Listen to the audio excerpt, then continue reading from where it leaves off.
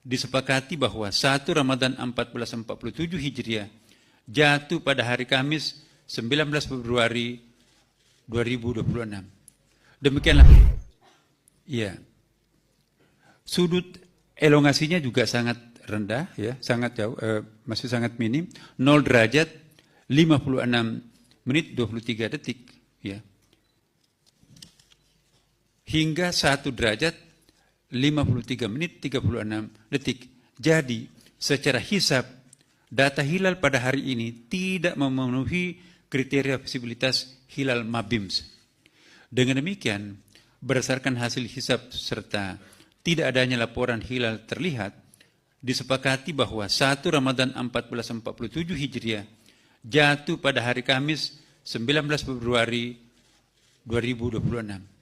Demikianlah hasil sidang isbat yang baru saja kita laksanakan dan sepakati bersama.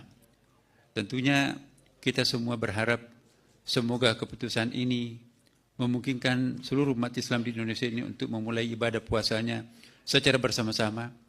Semoga hal ini dapat menjadi simbol kebersamaan umat Islam di Indonesia.